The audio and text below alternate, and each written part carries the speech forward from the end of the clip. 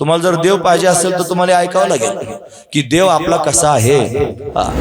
तुम्हाला देव पाहिजे नाही, मग तुम्हाला सर्वस्व देऊन परमात्म्यामध्ये अशा पद्धतीने जावं लागेल। मग तुम्हाला त्याच्यात प्रवास करण्याकरिता निघावं लागेल। हा गत्वा महत्वाचा मुद्दा आहे महाराज। एकदा तुम्ही परमार्थात आले की मग तुम्हाला तज्ञ महाराज परमात्मा कळेल। परमात्मा कळून घेतला पाहिजे। ज्याला प्राप्त करून घ्यायचं तो आधी कळाला पाहिजे। तो जर नाही कळालं तर मग प्राप्त कसा करून घ्याल तुम्ही? संसारातले लोक तज्ञ संसार करतात, त्याच्यामध्ये सोयरिकी जुळवतात की नाही? मग हे सोयरिकी जुळल्यानंतर तज्ञ महाराज सगळं पाहतात। काय काय पाहतात? ते आपल्या कुळाचं आहे का, ते तज्ञ अशा पद्धतीने आपल्या जातीचं आहे का, त्याचं आपलं देवक वेगळं आहे का, हे सगळ्या गोष्टी पाहतात ना।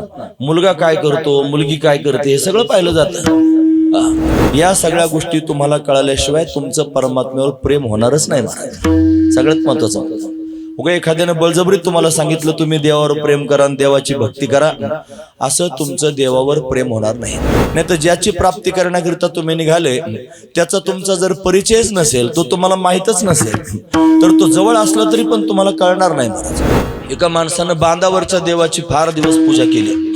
बांधावर होता देव, त्याची फार दिवस पूजा केली आणि तो देव प्रसन्न झाला। आणि प्रसन्न झाल्यानंतर त्याने महाराज त्या देवानं भक्ताला विचारलं, भक्ता मी प्रसन्न आहे, तुला काय पाहिजे सांग। तो म्हणला, देवा मला फार हिंडायची सवय आहे गुरुगुरु, पायी फिरावं लागतं, फार त्रास होतो, मग मला पायी फिरण्याचा फार कंटाळा येतो, म्हणून त्याच्याकरिता तू जर एखादा घोडा मला दिलास तर बरं होईल, असं त्या बांधावरच्या देवाला तो म्हणला। तो देव खदखदून हसला, म्हणे का हसतोस देवा? म्हणलं, वेड्या, तुला घोडा देण्याचं सामर्थ्य जर माझ्यात असतं तर मी गाढवावर कशाला फिरलो असतो? म्हणजे तू गाढवावर फिरणारा देव होता, म्हणजे त्याच्यात काय कमी पडलं? सामर्थ्य कमी पडलं।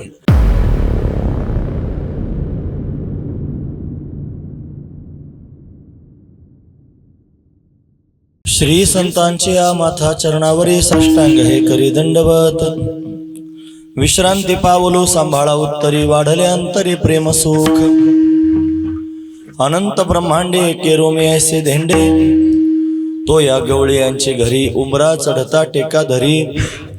प्रस्तुत प्रतिवर्षीप्रमाणे म्हणजे गेले 48 वर्ष, बरोबर आहे ना? 45 वर्ष तेव्हापासून अविरतपणे संपन्न होत असणार आपला हा अखंड हरिनाम सप्ताह।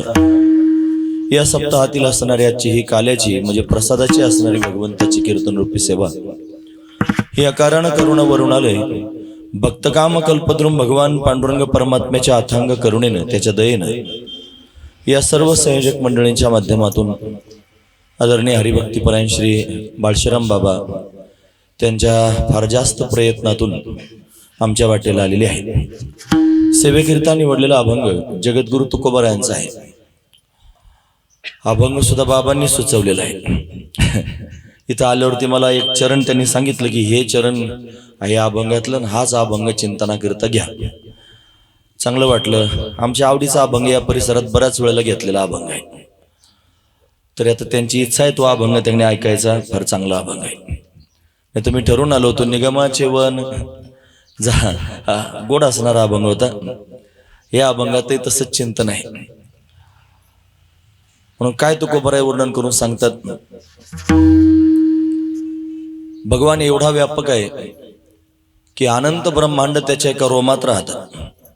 हे अनंत ब्रह्मांडे, थोडा डिले वाढवायचा, एके रोमी ऐसे धेंडे, एका रोमात अनंत आणि ब्रह्मांड आहेत असं त्याचं मोठेपण आहे। धेंडे म्हणजे मोठेपण।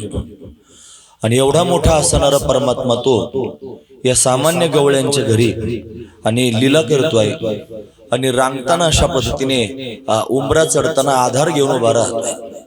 तो या गवळ्यांच्या घरी उंबरा चढता टेका धरी, उंबरा चढताना आधार घेतोय। मग आधार घेतो म्हणजे त्याच्यामध्ये शक्ती नाही, काही बळ नाही असा त्याचा अर्थ लावायचा का म्हणले नाही। त्याचं बळ जर पाहायचं असेल तर ते पुराणांमध्ये वर्णन करून सांगितलं। मारियले दैत्य गाढे, ज्याचे पुराण पवाडे गातात की ज्यानं फार बलवान असणारे दैत्य त्यांनी मारले, पण तो परमात्मा लीला करण्याकरिता आणि अशा पद्धतीनं गोपाळांच्या घरी प्रगट झाला आणि उमरा चढता टेका धरी म्हणून उमरा चढताना आधार घेऊन उभा राहतोय, नाहीतर सर्व कळा म्हणजे गुण त्याच्या अंगात आहेत, सर्व गुण संपन्न असणारा हा परमात्मा पण लीला करण्याकरिता त्याने अशा पद्धतीने वागतोय आणि म्हणून तेच त्याचं विशेषत्व आहे महाराज. स्वतःचं मोठेपण विसरून परमात्मा भक्तांच्या करिता आणि काहीही करण्याकरिता तयार होतो, हेच भगवंताचं खरं मोठेपण आहे. आणि ते अभंगाच्या माध्यमातून तुकोबरायांना वर्णन करून सांगायचंय. असा अभंगाचा सरळ अर्थ पाहण्याचा आपण प्रयत्न केला.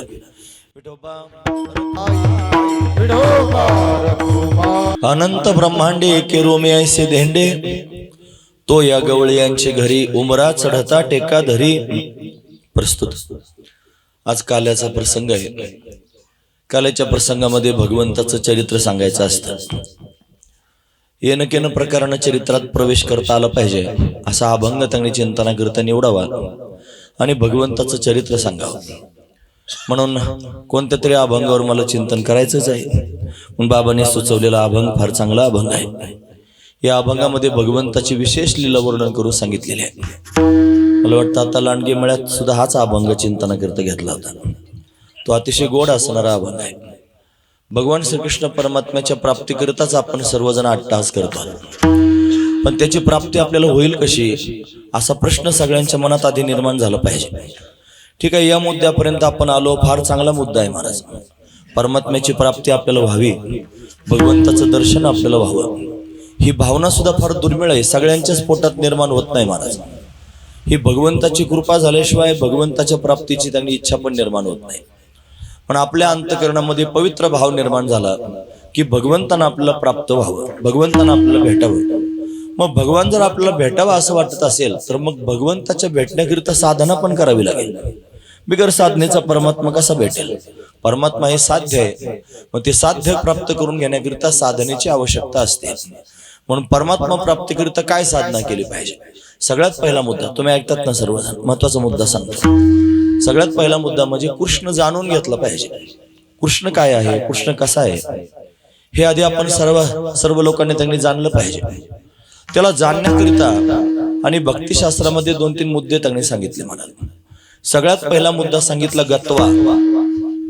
गत्वा म्हणजे काय? आपण आपलं स्थान सोडून देवाकरिता जर निघाले असाल तर तुम्हाला मार्गक्रमण करावं लागेल. बिगर मार्गक्रमणाचा देव प्राप्त व्हायचा नाही. जगद्गुरु तुकोबार एका अभंगात म्हणतात, बरवे देशावर झालो काय बोले बोलावे. मी देशावर झालो म्हणतात. देशावर होणं म्हणजे देशाटन करण्याकरिता निघणं. देशाटन करणे म्हणजे काय? या देशातून त्या देशात जाणे, महत्वाचा विचार आहे. आणि मग मला जे प्राप्त झालं त्याच्याविषयी काय सांगावं? मी बरं झालं देशाटन करण्याकरिता निघालो आणि ते देशाटन केल्यामुळे जे मला प्राप्त झालं त्याच्याविषयी काय वर्णन करून सांगू? काय बोले बोलावे. याचा अर्थ काय होतो?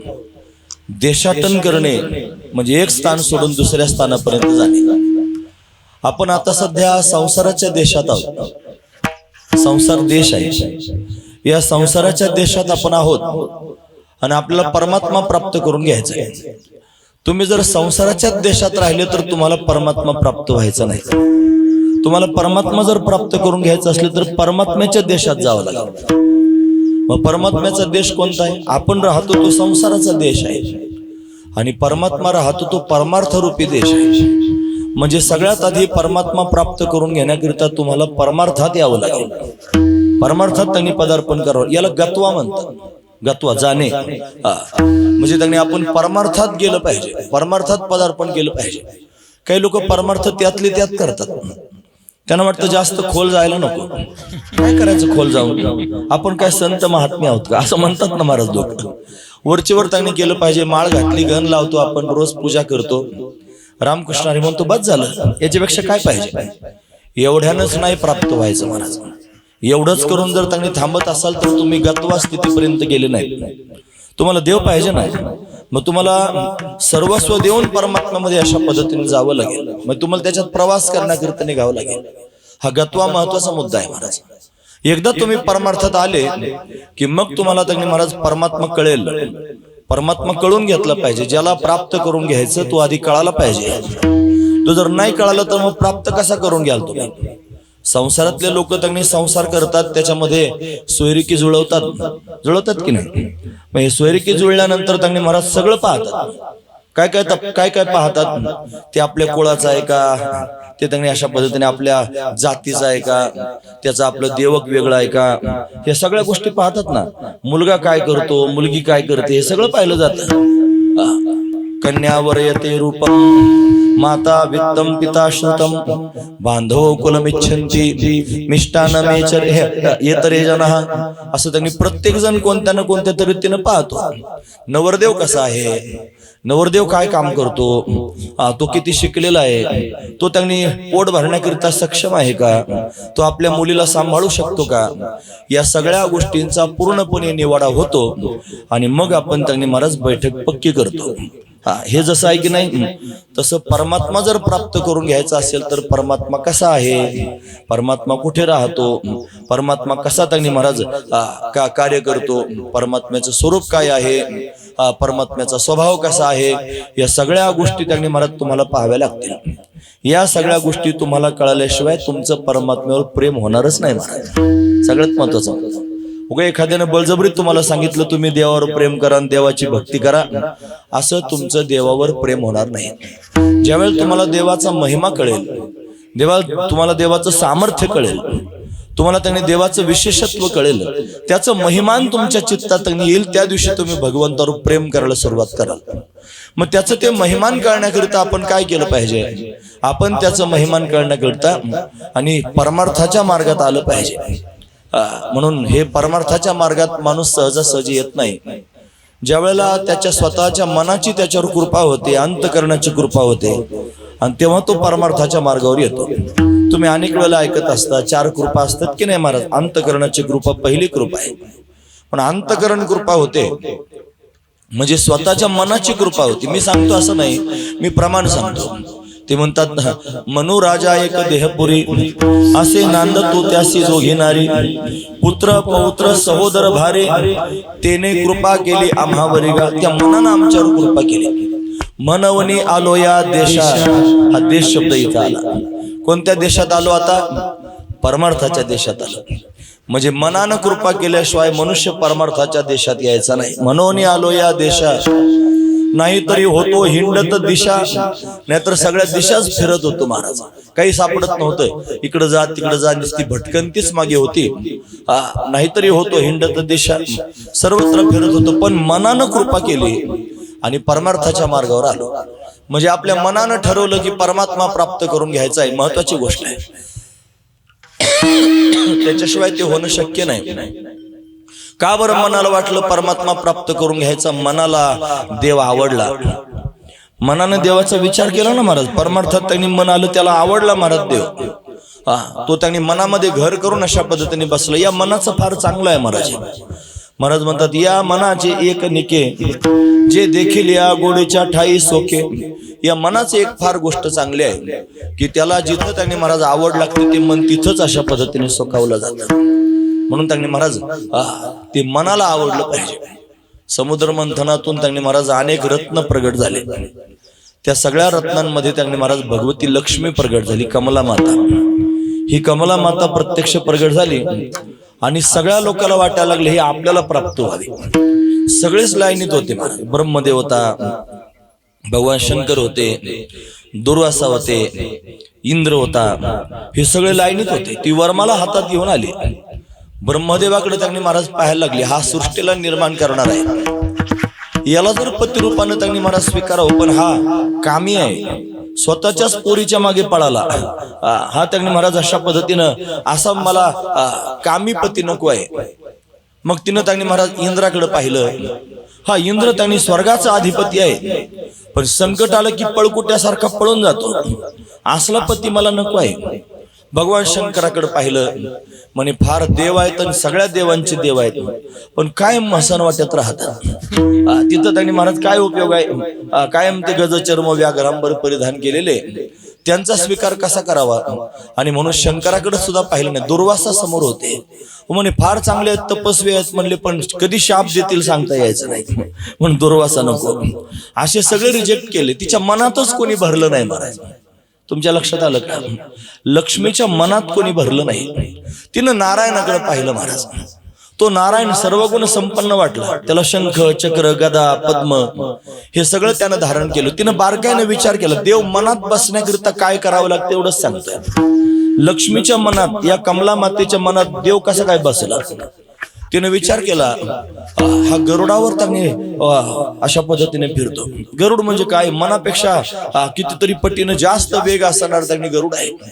एवढं वेगवान असणारं वाहन आहे. आज मुलीनं काय वाटतं, नवरा कसा असला पाहिजे, त्याच्याकडे गाडी असली पाहिजे, त्याच्याकडे फार संपत्ती असली पाहिजे, आणि असा असणारा नवरा असला पाहिजे. लक्ष्मीने हाच विचार केला, याच्याकडे चांगली गाडी आहे म्हणजे गरुड आहे, तो त्यांनी बसून कुठेही आपल्याला जाता येऊ शकतं. गरुड वाहना असं त्यांनी गरुडावर त्यांनी अशा पद्धतीने विहार करणार असा परमात्मा. त्याच्या हातात सुदर्शन चक्र आहे. जर काही संकट आलं तर फक्त सुदर्शनाचं स्मरण केलं तरी सुद्धा सुदर्शन वायू वेगानं जाऊन अशा पद्धतीनं सर्वांचा निपात करू शकतं. असं सामर्थ्य भगवंताचं आहे. त्याच्या हातामध्ये शंख आहे. हा शंख समुद्रातून प्रगट झालेला आहे. समुद्र माझा बाप आहे लक्ष्मी म्हणते, समुद्रातून प्रगट झाली ना.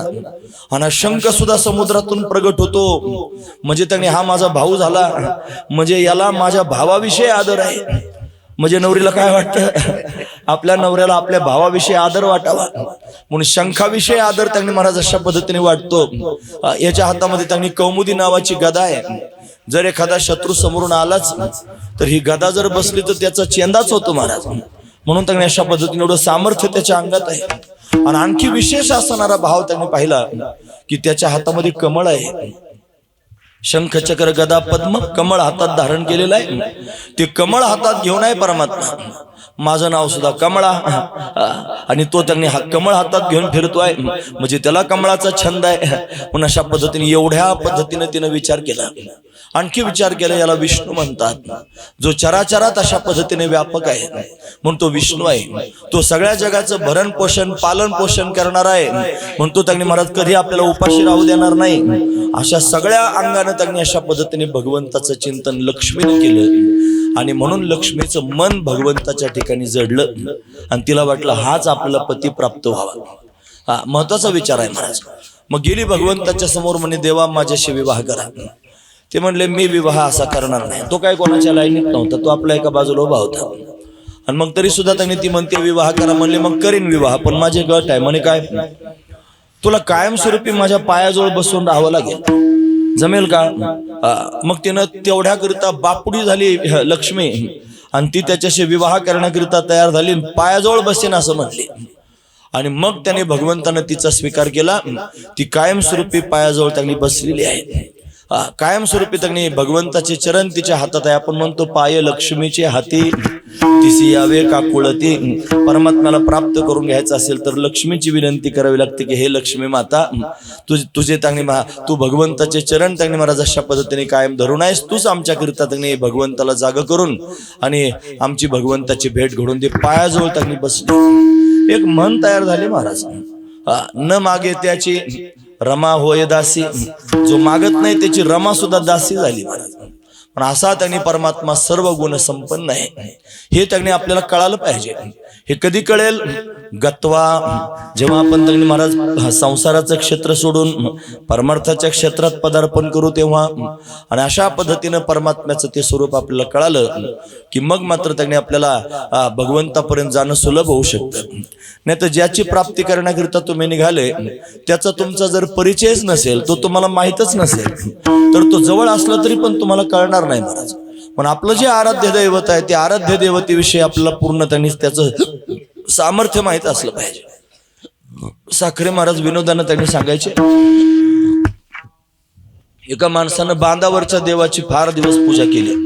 बांधावर होता देव, त्याची फार दिवस पूजा केली आणि तो देव प्रसन्न झाला. आणि प्रसन्न झाल्यानंतर त्याने महाराज त्या देवानं भक्ताला विचारलं, भक्ता मी प्रसन्न आहे, तुला काय पाहिजे सांग. तो म्हणला, देवा मला फार हिंडायची सवय आहे गुरुगुरु, पायी फिरावं लागतं, फार त्रास होतो, मग मला पायी फिरण्याचा फार कंटाळा येतो, म्हणून त्याच्याकरिता तू जर एखादा घोडा मला दिलास तर बरं होईल. असं त्या बांधावरच्या देवाला तो म्हणला. तो देव खदखदून हसला. म्हणे का हसतोस देवा?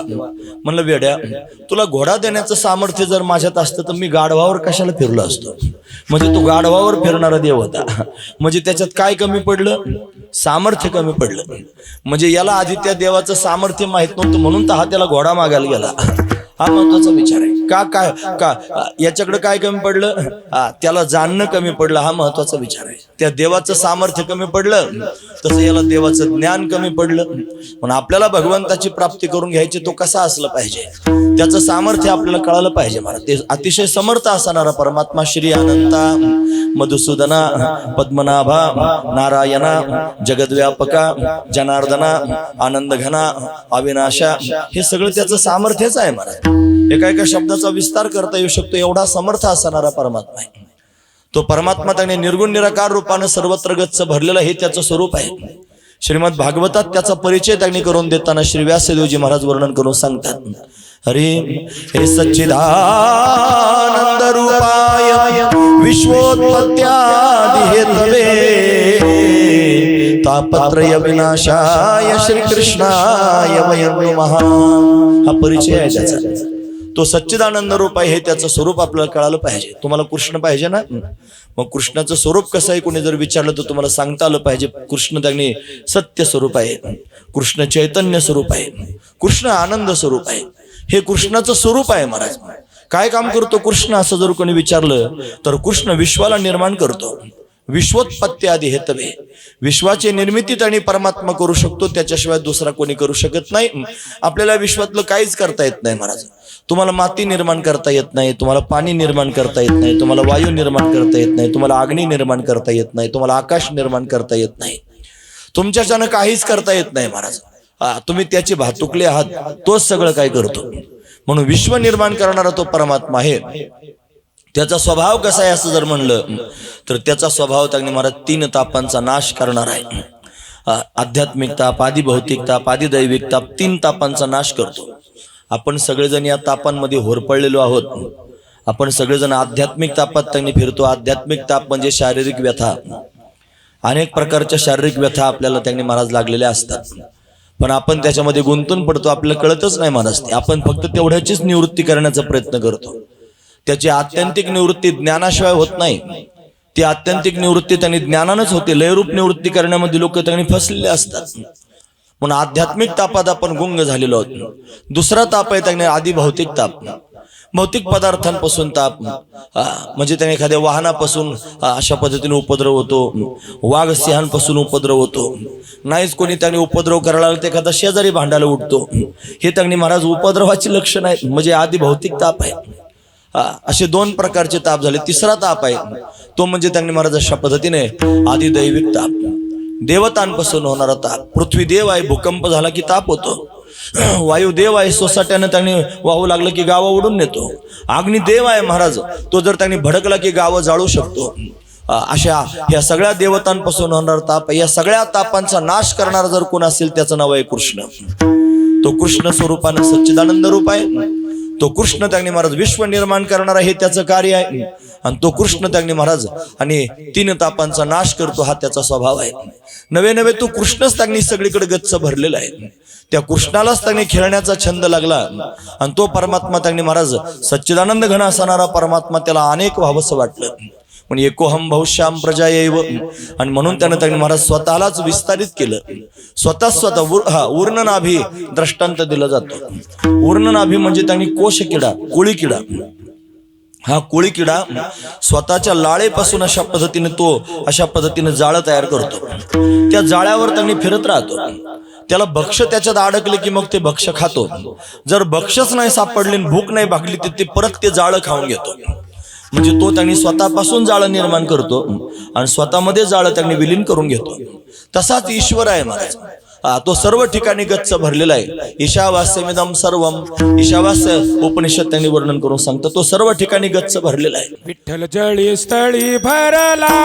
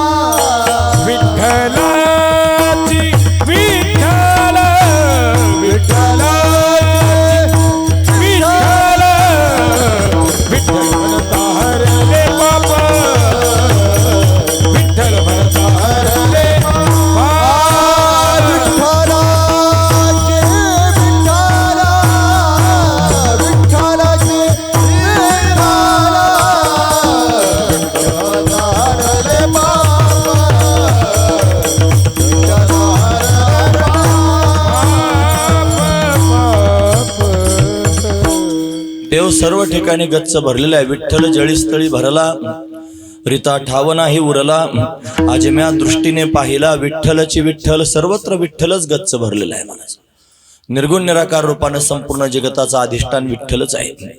विठ्ठल विस्तारला जनी सप्तही पाताळे भरुनी, विठ्ठल व्यापक त्रिभुवनी, विठ्ठल मुनी मानसी.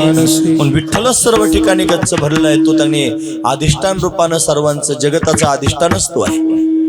त्याच्यावर त्यांनी महाराज संपूर्ण जगत आध्यस्त प्रतीतीला आलं.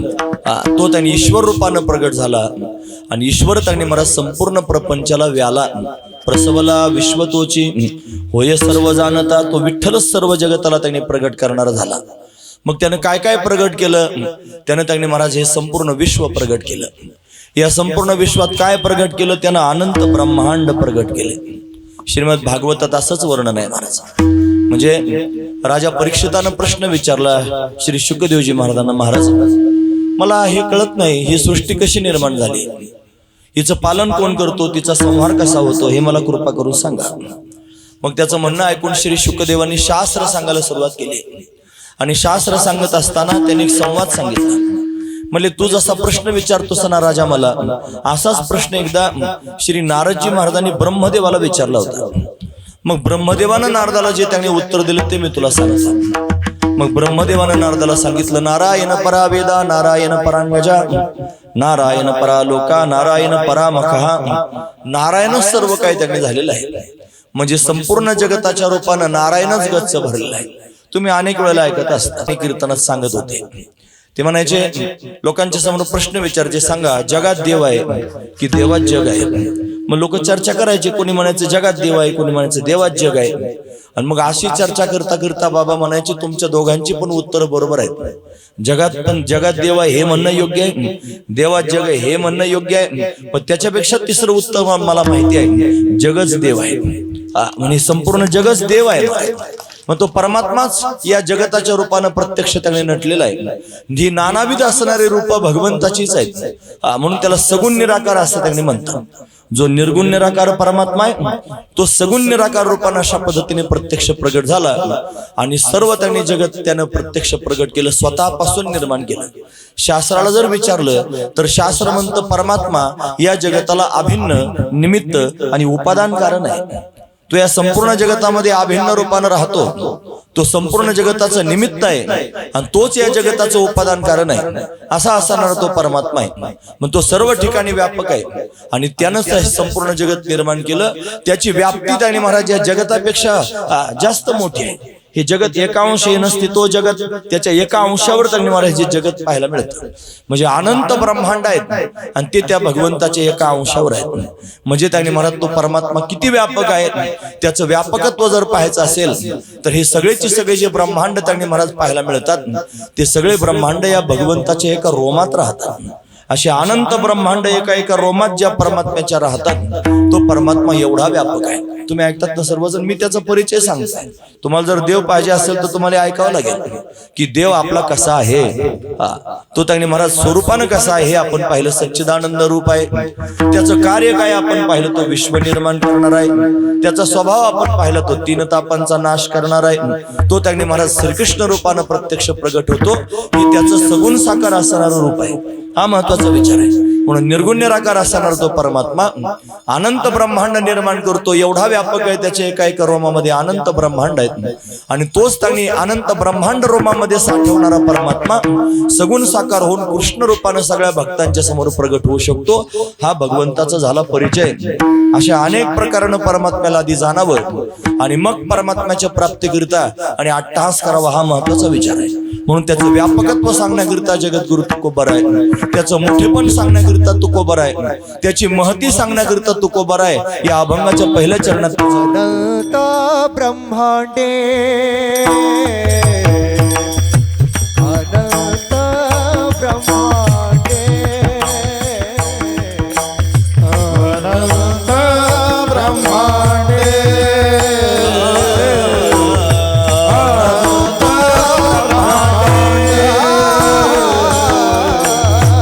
अनंत ब्रह्मांडे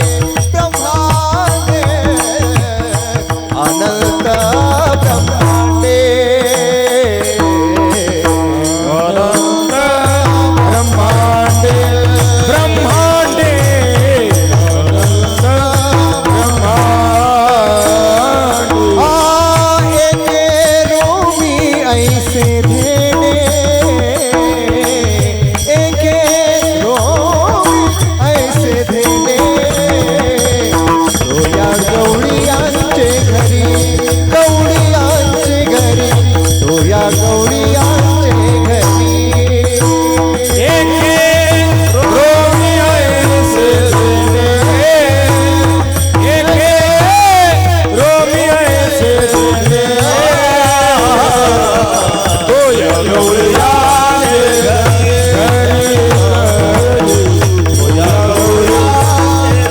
अनंत ब्रह्मांडे एके रोमे ऐसे धेंडे. अनंत ब्रह्मांड त्याच्या एका रोमात आहेत. तुम्ही ज्या पांडुरंगाची भक्ती करता ना, तुम्हाला ज्या पांडुरंगाच्या दर्शनाची त्यांनी महाराज ओढ लागलेली आहे ना, तो पांडुरंग कसा आहे मी तुमच्या समोर सांगतोय.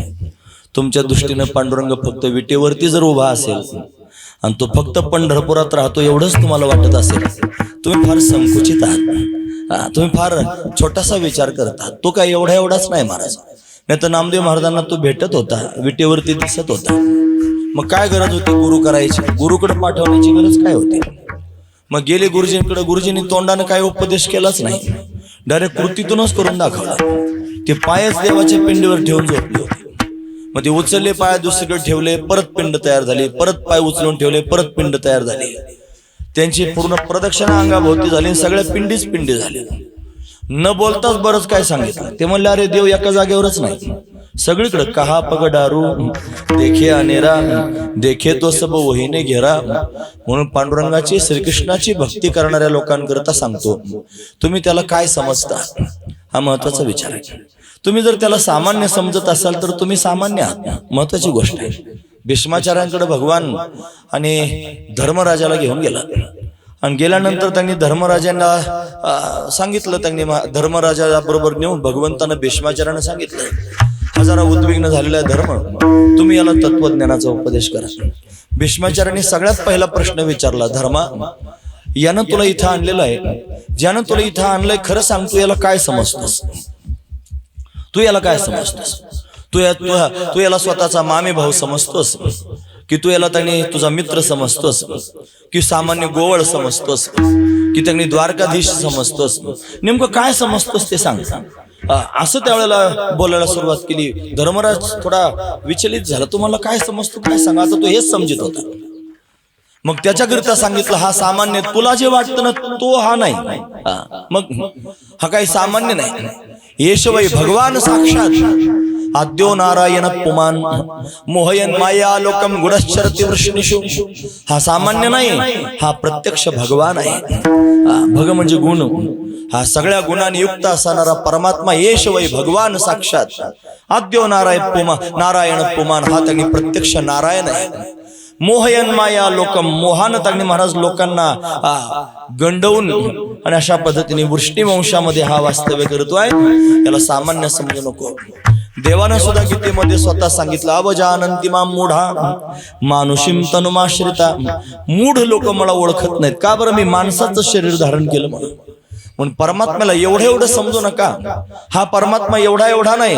तुकोबराय म्हणतात, तुका म्हणे नभा परता अनुचा हे गाभा, समखोन ज्याचे पाय उभा व्यापक विटे ठाय. जो विटेवर उभा असणारा देव आहे तो व्यापक आहे. समान चरण ठेवून जरी उभा असला तरी सुद्धा तो नभापेक्षा व्यापक आहे आणि अणुपेक्षा सूक्ष्म आहे.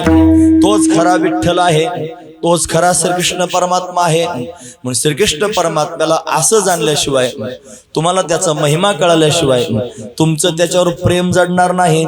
हे कधी होईल? जेव्हा तुम्ही संसाराच्या देशाला सोडून पूर्णपणे परमार्थात याल, म्हणजे गत्वा या स्थितीमध्ये तुमचं पदार्पण होईल. मग हे असं कळालं की मग मात्र त्यांनी महाराज जगामध्ये कोणीच मोठं वाटत नाही.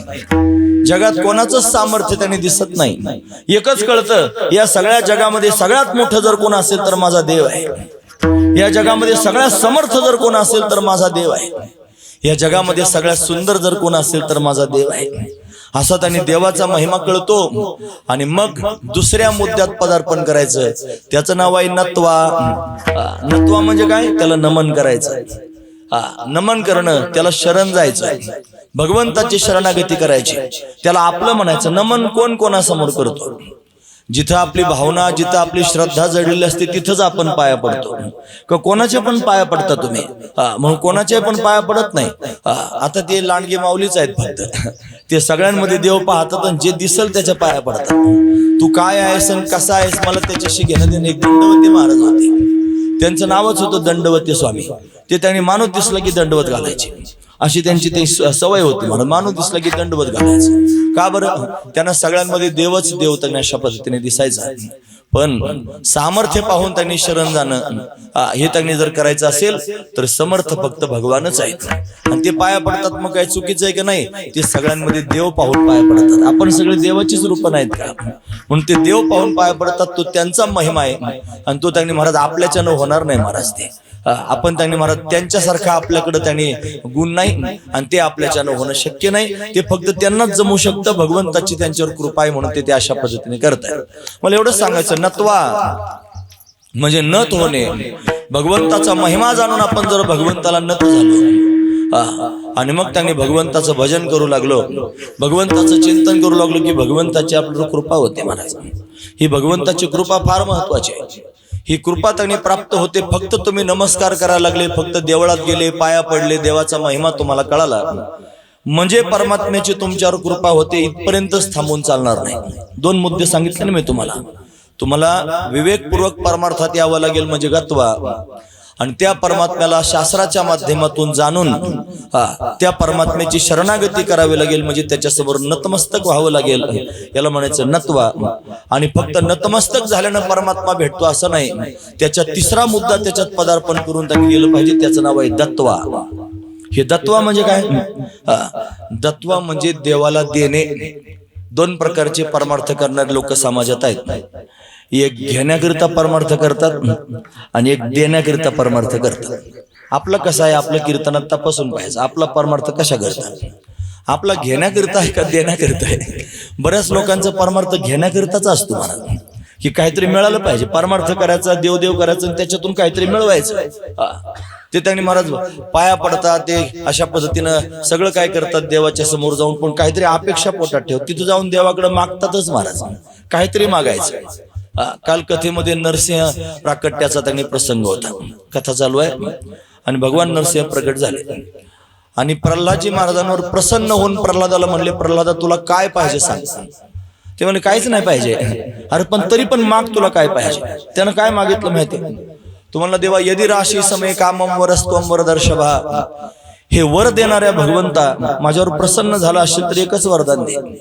मला या जगाकडेच काय पण तुझ्याकडे सुद्धा कधीच काहीच मागायची इच्छा होऊ देऊ नकोस. फार महत्वाचा मुद्दा आहे महाराज. कोणाकडे काहीच मागायची इच्छा होत नाही म्हणजे मागण्याचं बीजच जाळून टाकलं महाराज. वासना शिल्लक नाही राहिली, वासनेचे बीज जळून जाईल.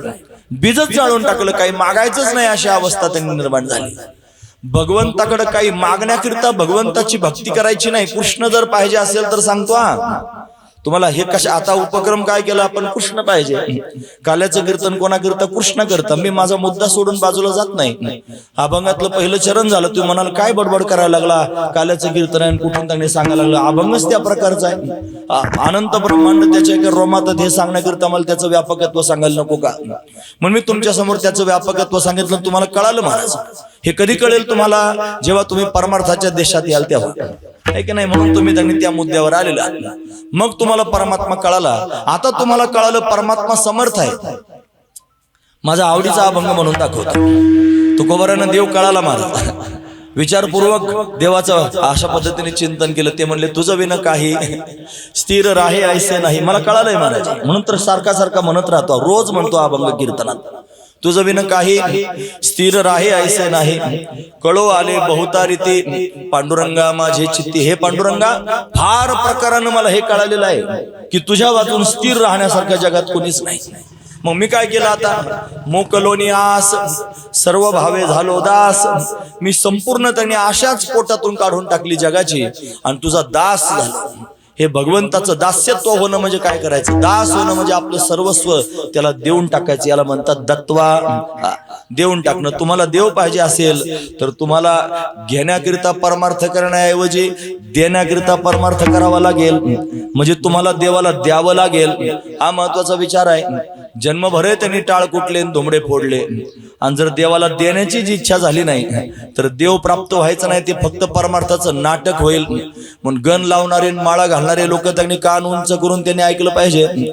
जन्मभर आपण गण लावला, जन्मभर आपण माळा घालून फिरलो, सगळे लोक आपल्याला हरिभक्तीपरायण म्हणत राहिले आणि आपण स्वतःचं सर्वस्व देवाला दिलंच नाही. परमात्मा आपल्या बापाचा नौकर नाही, असं सहजासहजी भेटू शकत नाही. त्याला द्यावं लागेल. काय द्यावं लागेल? सर्वस्व द्यावं लागेल. ते म्हणले मोकलोनी आस सर्व भावे झालो दास. का बरं? तू का म्हणे तूची खरा येर वाहू गा पसारा, तूच एकटा खरा आहेस, बाकीचा सगळा पसाराच आहे. मला पसारा नको आहे. ते म्हणतात त्यांनी ब्रह्मादिक पदे दुःखाची शिराणी, तेथे दुष्चित्त झणी जडो देसी. मला काहीच नको देवा त्यातलं. या सगळ्या गोष्टी मला नको आहेत. समचरण दृष्टी विटेवरी साजेरी, तेथे माझी हरी वृत्ती राहो. आणि न लगे माईक पदार्थ, तेथे माझे आर्त नको देवा. तिथं माझा आर्त त्यांनी पोटामध्ये नसावं, म्हणून मला त्यातलं काहीच नको देवा. मला फक्त तू पाहिजे. तो मज व्हावा, तो मज व्हावा, वेळोवेळा व्हावा पांडुरंग. जगातलं काहीच नको आहे, फक्त देव पाहिजे. मग काय केलं पाहिजे? सर्वस्व देवाला दिलं पाहिजे. हा महत्वाचा विचार आहे. तुकोबारांनी सर्वस्व देवाला दिलं. एक अभंग आहे फार गोड. त्या दिवशी कोणी अचानक मला असंच सांगितलं या अभंगावर कीर्तन करा म्हणून. फार छान अभंग आहे महाराज. तुकोबा 3 चरणाचा तुकोबाराय म्हणतात, तन मन धन दिले पंढरी राया. काय काय दिलं? तन दिलं, मन दिलं, धन दिलं. तन मन धन दिले पंढरी राया, आता सांगावया उरले नाही. आता हे माझं आहे असं सांगायला काही शिल्लक राहिलं नाही. सर्वस्व देऊन टाकलं. मला आपल्यासारखं गाबाळ लागतं. हे माझं आहे, ते माझं आहे, सारी दुनिया त्यांनी महाराज माझी असं, ही माझी बायको, हे माझे पोरं, हे माझं घर, ही माझी संपत्ती, हे माझं पद प्रतिष्ठा. पदा करता प्रतिष्ठा करता तर जीव जातो लोकांचा नसता, की मला हे पद प्राप्त झालं पाहिजे, प्रतिष्ठा प्राप्त झाली पाहिजे, वैभव प्राप्त झालं पाहिजे, हे माझं आहे, मी असं आहे, असं त्यांनी महाराज सगळ्या लोकांना फार त्याच्यात कौतुक त्यांनी अशा पद्धतीने वाटतं. म्हणून त्यांनी महाराज हे कौतुक करत जीवन जगतो. आपण आहो किती हो, आपलं आयुष्य किती आहे, आपलं जीवन कितीच आहे. पाण्याच्या बुडबुड्यासारखं आपलं जीवन. त्यांनी महाराज बुडबुडा पाण्यावर येतो की नाही, तो फार दिमाखात राहतो. जेव्हा येतो ना पाण्यावर फार दिमाखात दिसतो महाराज. तो गुरगुर फिरत राहतो त्या भांड्यात.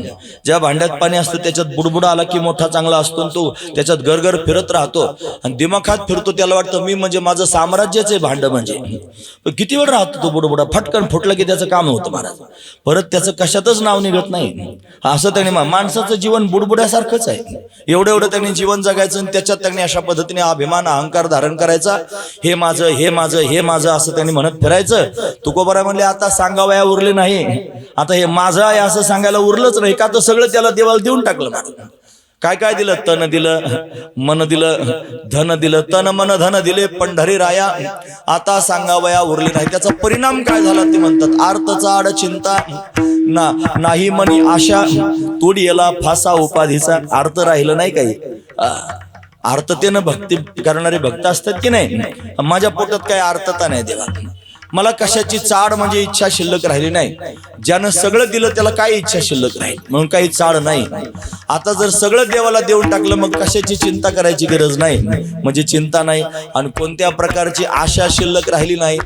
देवाच्या प्राप्तीकरिता कृष्ण पाहिजे असेल तर नाटक करायचं नाही. कृष्ण जर पाहिजे असेल तर प्रॅक्टिकलवर यायचं. कृष्ण पाहिजे असेल तर मनातून सगळे धागे दोरे सोडून टाकायचे, सगळ्या गाठी मोकळ्या करायच्या. कोणाला त्यांनी महाराज कृष्णा वाचून जीवनामध्ये स्थान द्यायचं नाही. सर्वस्व कृष्णाला समर्पित करून टाकायचं. तुकोबाराय म्हणले माझ्याकडे काही राहिलंच नाही. तुका म्हणे एक विठोबाचे नाम नाही जवळी दाम रुका काही. म्हणून अशा पद्धतीनं माझ्याजवळ आता फक्त विठोबाचं नामच शिल्लक आहे. त्याच्या वाचून त्यांनी महाराज काही रोकड रक्कम माझ्याकडे शिल्लक नाही. म्हणजे सर्वस्व देऊन टाकलं. याला म्हणायचं दत्वा. जे सर्वस्व देवाला देतात ना महाराज, हा भगवान सुद्धा त्यांना सर्वस्व देतो. नाही कळाल तुम्हाला? तुम्हाला देव पाहिजे ना, मग तुम्हाला देवाच्या प्राप्तीकरिता या 3 मुद्द्यांमधून जावं लागेल. मग तो ब्रह्मदेव असला त्याला सुद्धा त्याला गतवा. त्यानं संसाराचा छंद सोडून परमार्थाच्या क्षेत्रात यावं लागेल. त्याला नतवा, त्याला भगवंताची शरणागती करावी लागेल. आणि त्याला दत्वा म्हणजे आपलं सर्वस्व त्याला भगवंताला द्यावं लागेल. जेव्हा सर्वस्व भक्त भगवंताला देऊन टाकतो त्यावेळेला भगवान सुद्धा त्यांनी महाराज सर्वस्व भक्ताला देऊन टाकतो. ते म्हणले त्यांनी मी पांडुरंगाच्या भेटीकरिता गेलो आणि भगवंताची भेट मला प्राप्त झाली. आणि त्या भेटीनं काय झालं असेल तर त्यांनी महाराज माझं सर्वस्व त्याचं झालं आणि त्याचं सर्वस्व माझं झालं. बाप रखुमा देवेवरू विठ्ठलाची भेटी आपली संसाठी करून ठेला. संसाठी म्हणजे आदला बदली.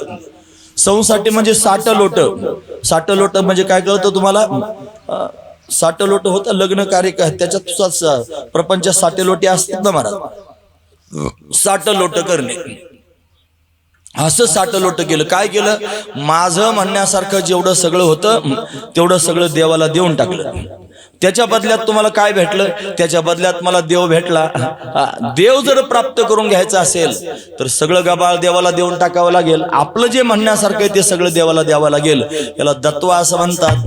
पण ज्या ज्या महापुरुषांनी त्यांनी भगवंताला सर्वस्व दिलं आणि भगवंताचे झाले, आता स्वतःच माझं म्हणण्यासारखं काही शिल्लक राहिलं नाही. भगवान त्यांच्यावर प्रसन्न झाला आणि प्रसन्न होऊन त्यांच्या समोर प्रगट झाला. काय पाहिजे? कशाकरिता अट्टहास करता आहात? देवा पाहिजे नाही, दिलं तुला, तुला देण्याकरिता अट्टहास आहे. कारण तुझ्याशिवाय कोण समर्थ? मी तुला शरण आलेलो आहे. तुझं विन कोणा शरण जाऊ नारायणा, ऐसा न देखे मी कोणी दुजा तेही त्रिभुवनी. तुला मी शरण आलेलो आहे, माझं सर्वस्व तुला दिलं. शरणागतीचा अर्थ ज्ञानोबराने सांगितला. ते म्हणतात पै आपुलेने भेदेवेन माझे जे जाणनी एकपण तया नाम शरण मजे येणे गा. आपण वेगळं न राहता भगवंताशी एकरूप होऊन जाणं याचं नाव आहे शरणागती. पण हे जे भक्त आहेत त्यांनी सर्वस्व देवाला देऊन टाकलं, दत्वा स्थितीमध्ये गेले आणि आता स्वतःचं काही शिल्लक ठेवलं नाही, फक्त परमात्माच माझा आहे अशी भावना निर्माण झाली. तदी येता देवा मी त्यांनी तुझाच आहे, मधी येता जगामध्ये फक्त तूच माझा आहेस आणि त्वदी येता हे सगळं जग तुझंच आहे. अशा भूमिकेत त्यांनी पदार्पण करून गेले आणि आता भगवानच चित्ताचा विषय झाला. म्हणून परमात्म्याला त्यांच्या समोर प्रगट व्हावं लागलं. निर्गुण निराकार असणारा परमात्मा, जो अनंत ब्रह्मांड एका रोमात आहे तसा व्यापक असणारा परमात्मा, जो सगुण निराकार रूपानं सर्वत्र दिसतोय, तोच परमात्मा या भक्तांकरता सगुण साकार होऊन अशा पद्धतीने प्रत्यक्ष प्रगट होतो आणि तो प्रगट होऊन भक्तांबरोबर लीला करतो. हा महत्वाचा विचार आहे. प्रगट झाला त्यांच्या समोर. काय पाहिजे तुम्हाला सांगा? म्हणे काय नाही पाहिजे, तू पाहिजे. मी काय म्हणून पाहिजे? तुझी संगती झाली पाहिजे, तू दिसला पाहिजेस देवा, तू आमच्यावर खेळला पाहिजेस, उड्या मारल्या पाहिजेस, बागडला पाहिजे. तुला सतत त्यांनी पाहत राहावं असं अशा पद्धतीने वाटतं. म्हणून त्यांनी माझ्या डोळ्यासमोर तू त्यांनी महाराज दिसला पाहिजे. माझं सगळं सर्वस्व तुला देऊन टाकायचंय. तुझं पाहता सामोरी दृष्टी न फिरे माघारी. अशा पद्धतीने तुला पाहून दृष्टी मागं फिरत नाही रे. सतत त्यांनी पाहावंसं वाटतं. आता दृष्टी पुढे ऐसाची तूर आहे, जो मी तुझं पाहे पांडुरंगा. म्हणून त्यांनी महाराज ह्या सगळ्या भावना व्यक्त केल्या. देवाच्या समोर भावना व्यक्त कराव्या लागतील. ज्यांना त्यांनी लग्न होत नाहीत ते देवाच्या समोर म्हणतात देवा कधी करशी लग्न माझे, तुझं ठावे विठ्ठला. भावना व्यक्त केली. ज्यांना लेकरं होत नाहीत ते त्यांनी म्हणतील देवा त्यांनी कधी मला संतती प्राप्त होईल. हे देवाच्या समोर भावना व्यक्त कराव्या लागतील. तो पंढरपूरचा विठोबा सगळं काही देणार आहे. म्हणून सगळे लोक आपले गारण घेऊन त्याच्यापर्यंत जातात. या सगळ्या भावना जशा पांडुरंगाच्या समोर सांगाव्या लागतात, भगवंताच्या समोर सांगाव्या लागतात, तसं भगवंताच्या दर्शनाची भावना सुद्धा भगवंतासमोर सांगितली पाहिजे. काल अभंग होता आळ्याला, जर तुम्ही आले असाल तर तिथं त्यांनी फार चांगला अभंग विशाल महाराजांनी सांगितलं होतं. नको ब्रह्मज्ञान आत्मस्थिती भाव. थोडं ट्रबल कमी करायचं. मी भक्त तू देव ऐसे करे, दावे रूप मज गोपिका रमना, ठेवीन चरणावरी माथा. भावना आहेत, भावना. काय भावना होती? तुझं रूप पाहण्याची भावना आहे देवा. दावी रूप मज गोपिका रमना, भावना व्यक्त केली. काय कराल मग? तुझ्या चरणावर मस्तक ठेवीन, ही काय आहे? भावना. ठेवीन चरणावरी माथा, भावना व्यक्त केली. अजून काय कराल? पाहिन श्रीमुख, मला तुझं श्रीमुख पाहावं असं वाटतं, ही माझ्या पोटात काय आहे? भावना. अजून देईन आलिंगन, मला तुला आलिंगन द्यावं असं वाटतं, ही काय झाली? भावना. माझा जीव तुझ्यावर ओळून टाकीन, जीवे निंबलवून तोरेन, ही काय झाली? भावना. पुसता सांगेन हित गुजमात, तू त्यांनी येशील माझ्याजवळ बसशील, मग मी मनातलं तुझ्या समोर सगळं वर्णन करून सांगेन, ही काय झाली? भावना. अशी भावना तयार पण झाली पाहिजे ना. नुसतं गंध लावून माळ घालून कसं काय जमेल? तुम्हाला गंधावर माळेवरच येतो इकडून इकडून फिरून आला की. हे शब्द त्यांनी महाराज का वापरतो माहितीये तुम्हाला? हे शब्द आदळतात जाऊन. माझा काय स्वार्थ आहे ते शब्द वापर? मी काय फारशा अजून थोडंच आहे, मी पण असाच आहे तुमच्यासारखा. पण परत परत परत परत हे शब्द जर आदळले तर एखाद्या माणसाला स्वतःची लाज वाटेल की काय करतोय मी. लाज वाटे मना तुझा म्हणविता दास, गोडी नाही रस बोलली असारखी. लोक मला हरिभक्तीपरायण म्हणतात. लोक कीर्तनांमधून फार किचकट प्रक्रिया सांगून अकलीचे तारे तोडण्यापेक्षा फार किचकट सांगितलं लोक वावा करतात, फार छान म्हणतात. पण त्यांना काही समजत नाही महाराज त्यातलं. ह्या ओव्या सांगितला, तो श्लोक सांगितला, त्याचे तुकडे केले, परत जोडले आणि मग ते लोकांसमोर मांडले. लोकांना काही समजत नाही महाराज ते. ऐकतात तेवढं पुरतं समजताना एकदा उठले आणि फक्त झटकला ना त्याने असं की त्या धुळीबरोबर ते ऐकलं सुद्धा झटकून जातात, काही त्यांच्या आठवणीत राहत नाही. पण असं त्यांनी भावस्पर्श जर बोललं ना, त्याच्या वर्मावर जाऊन जर अशा पद्धतीने बोललं आणि तिथं जर आघात झाला तर तो अंतर्मुख होऊन विचार तरी करेल की अरे मला खरंच कधी वाटलं नाही देव भेटावा म्हणून, मला खरंच नाही वाटलं कृष्ण यावा म्हणून. तो कृष्ण आला तर किती चांगलं होईल. तो कृष्ण त्यांनी साधू संतांना भेटायला आला, काय त्यांना समाधान वाटत होतं महाराज. त्यांच्याकरिता कृष्ण व्याकुळ होत होता. तो मला माहिती आहे कृष्ण त्यांनी महाराज फार प्रेमाचा भोकेला आहे हो. तुमच्या पोटात जर कृष्णाविषयीचं प्रेम निर्माण झालं, पण त्याच्याकरिता आधी 3 मुद्दे सोडायचे नाहीत. आधी गातवा, मग नतवा, मग दातवा. तुमचं प्रेम जर त्यांनी काही घेण्यापुरतं संसारापुरतं त्यांनी मर्यादित असेल तर मग ते काय कामाचं प्रेम आहे. तो कृष्ण त्यांनी तुमच्यावर कधी रिझेल, ज्या दिवशी तुम्ही त्याला सर्वस्व दिलेलं आहे.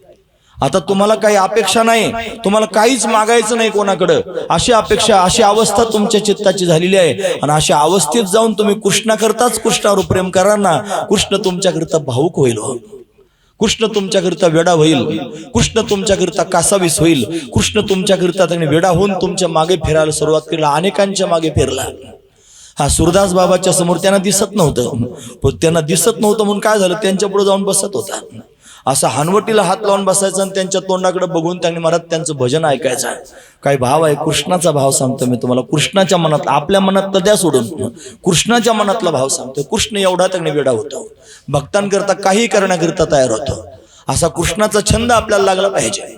म्हणून त्यांनी महाराज मनात भाव निर्माण करे. या कीर्तनात आत्ताची आत्ता हे प्रॅक्टिकलातलं कीर्तन आहे. इथंच बसल्या बसल्या मनात संकल्प निर्माण करा. देवा, जसा ज्ञानोबराय तुकोबरायांना, सगळ्या गोपिकांना, सगळ्या त्यांनी संतांना भेटलास, तसं माझा जन्म त्यांनी महाराज तू जर नाही भेटला तर वाया जाईल ना.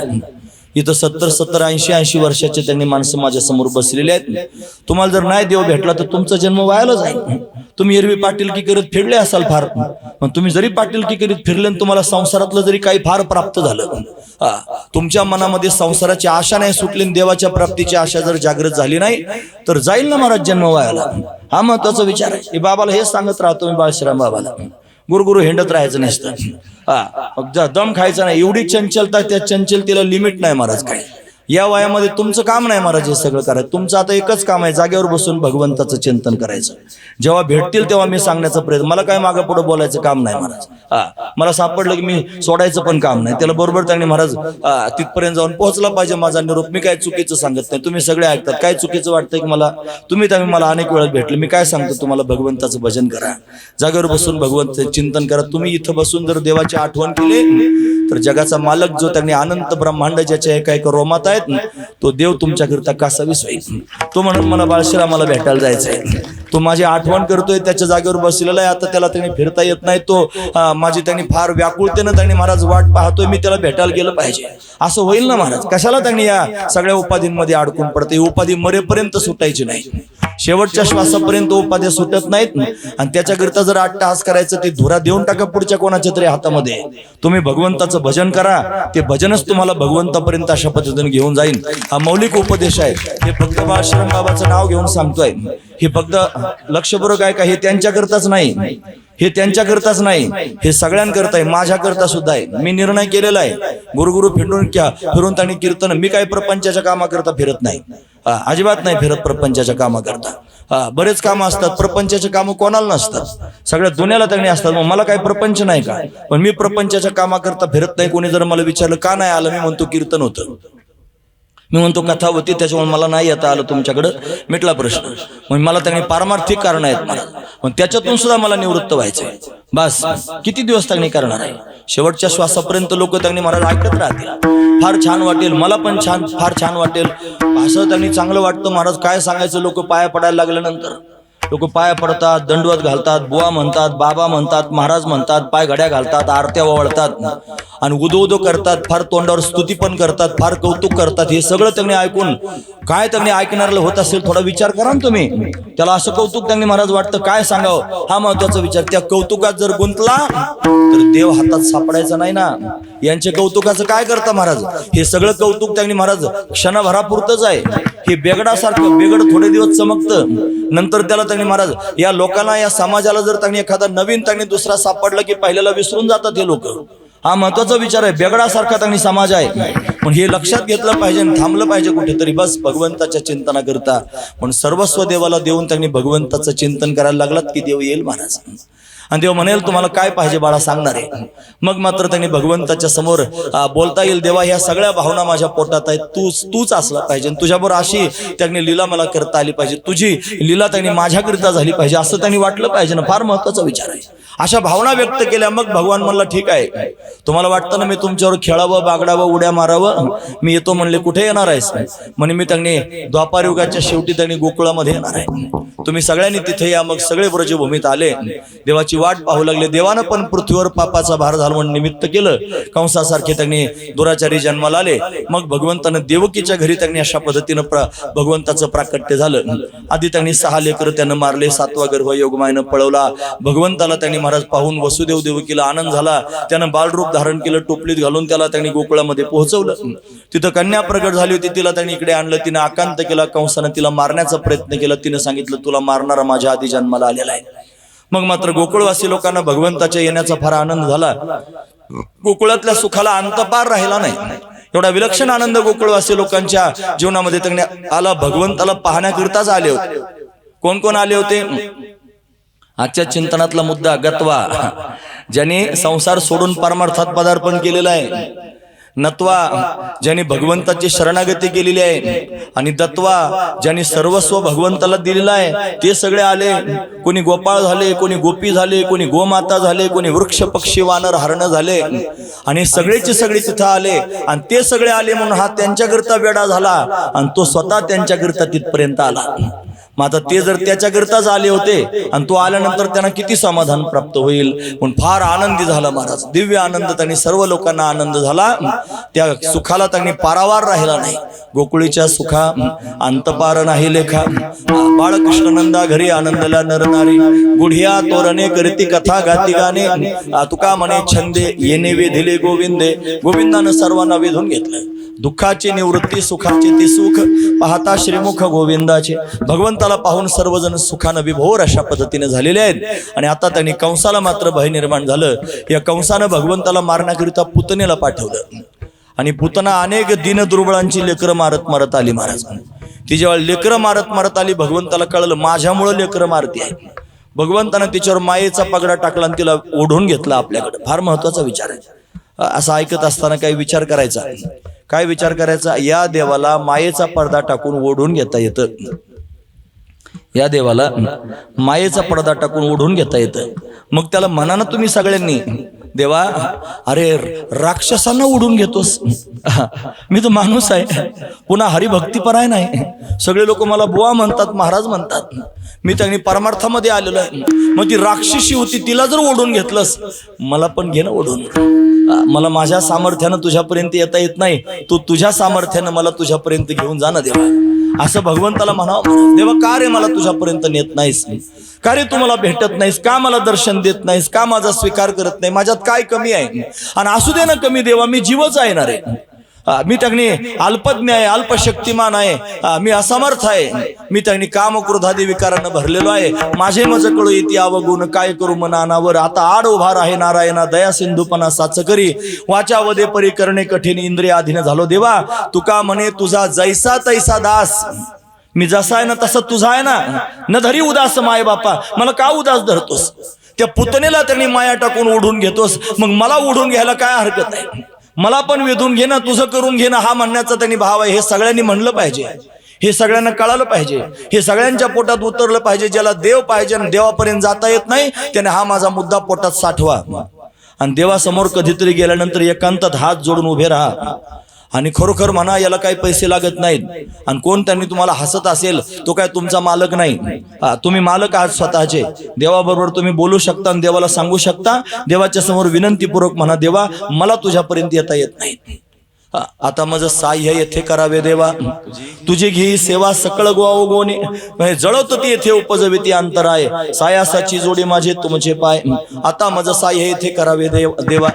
अरे भोग दिले त्याला जोडून रोग दिले, भोगे रोगा जोडून या दिले. आणि का माझी आरुची व्हावी तिथे, अरुची ते हो का आता सकाळपासून या सगळ्यांपासून माझी आरुची त्यांनी अंतकरणात, त्याच्यात माझी रुची नसावी, आरुची निर्माण व्हावी. हे तू करू शकतोस देवा.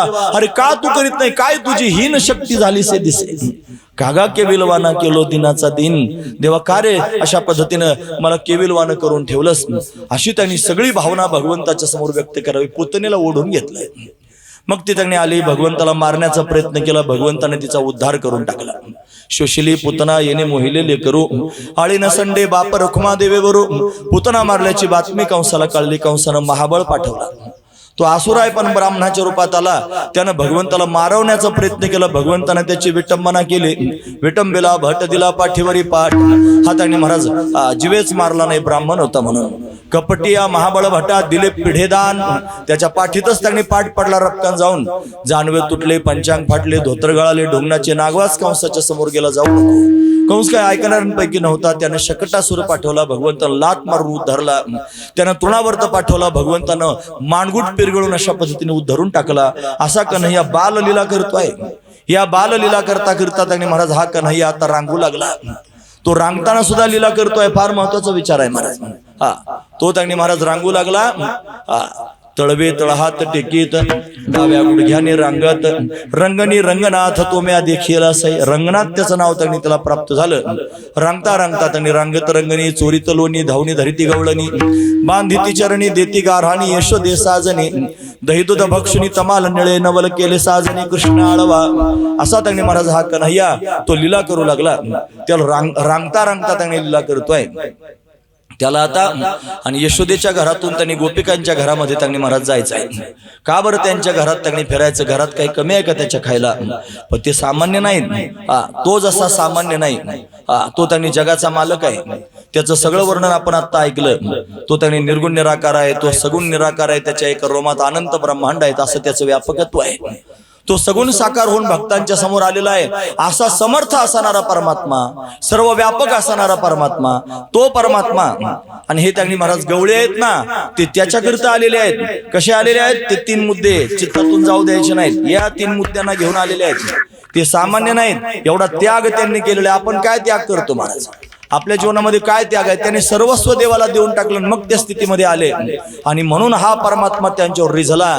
आणि तो स्वतःला जगाचा मालक आहे हे त्यांनी महाराज न म्हणता ते सगळं मोठेपण त्यांनी विसरून आणि अतिशय सामान्य झाला.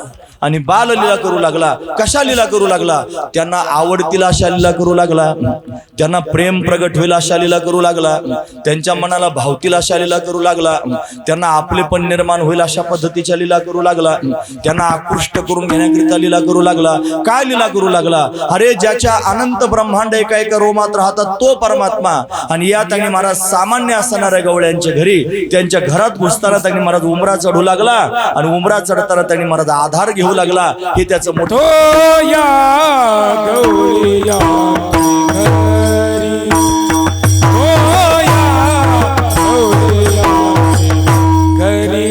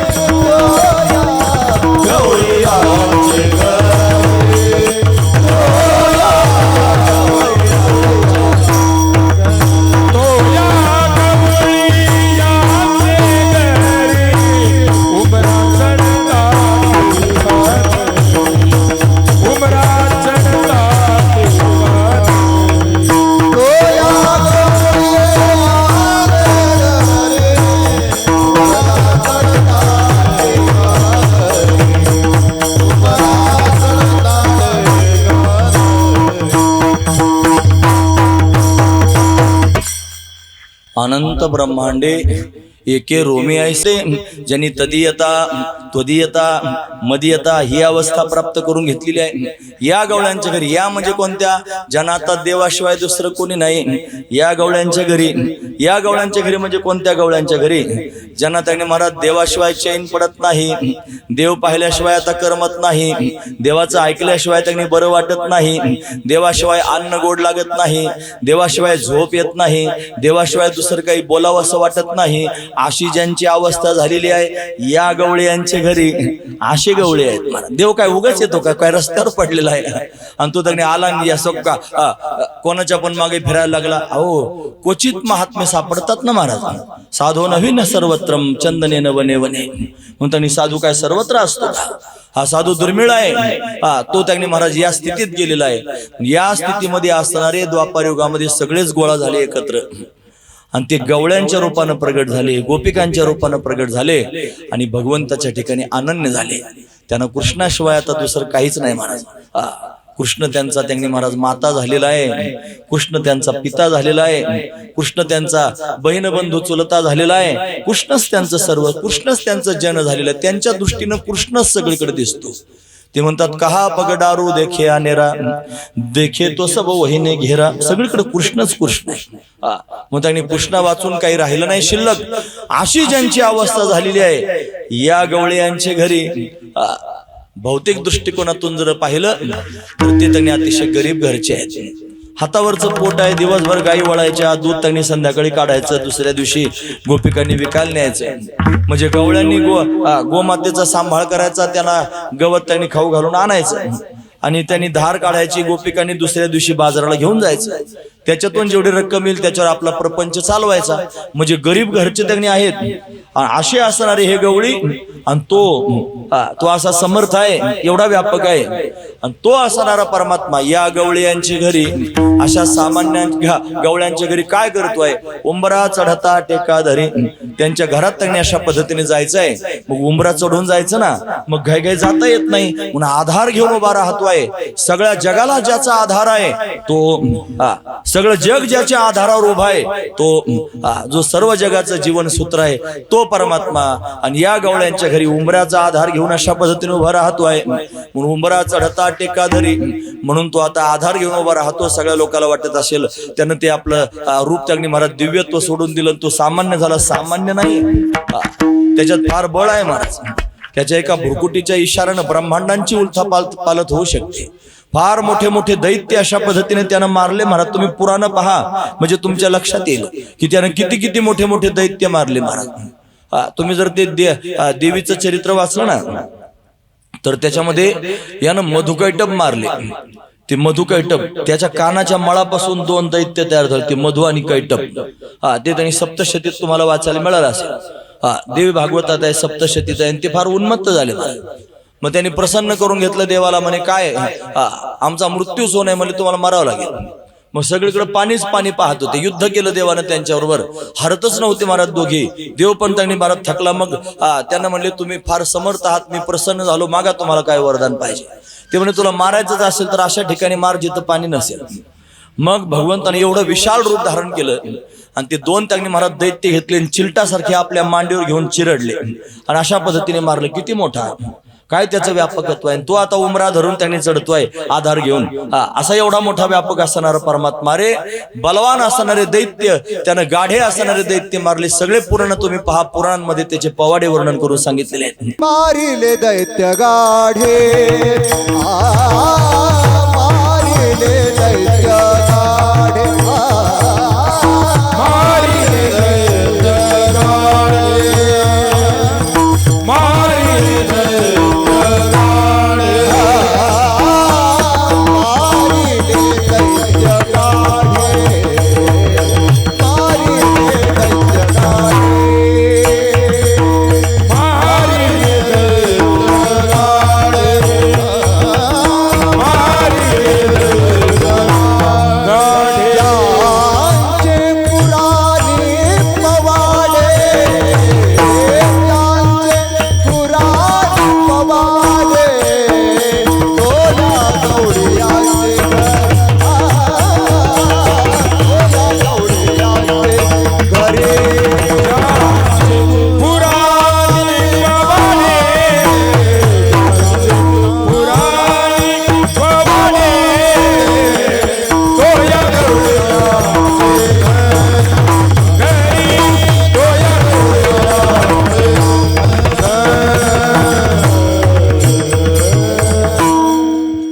फार मोठे मोठे दैत्य मारलेले आहेत.